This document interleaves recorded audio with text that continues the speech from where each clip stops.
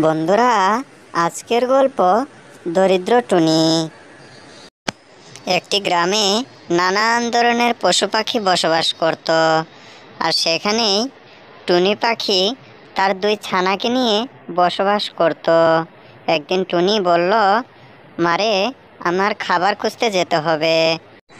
এরপর সে খাবার খুঁজতে বেরিয়ে যায় এবং সে চিন্তা করে কাকের বাসায় হয়তো খাবার আছে। যাই, কাকের বাসায় যাই। কাক ভাই, আমি খুব অসহায়, আমাকে কিছু খাবার দাও। কাক তখন বলে, না রে বোন, আমার কাছে তো খাবার নেই। কাকের কাছ থেকে এমন কথা শুনে সে অন্য কোথাও খাবারের জন্য বের হয় এবং সে মনে মনে ভাবে, হয়তো চিল ভাইয়ের কাছে খাবার পাবো। চিল ভাই, তুমি তো একটি আপেল পেরেছ তোমার গাছ থেকে, তোমার আপেলটা আমাকে দিয়ে দাও, আমার ছানা খুব ক্ষুধার্ত। তুমি আপেলটা দিলে আমার ছানাকে খাওয়াতে পারবো।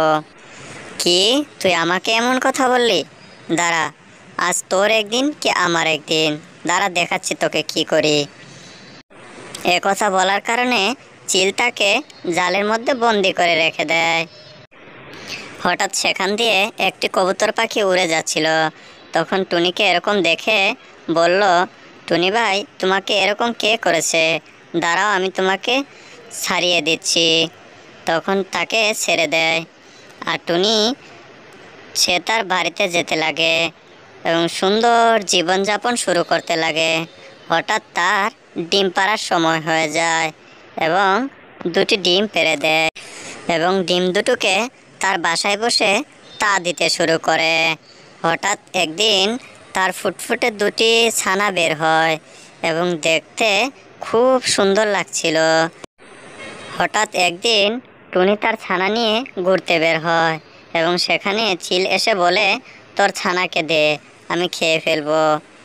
একথা শুনে টুনি ঈগলকে বন্দি করে ফেলে।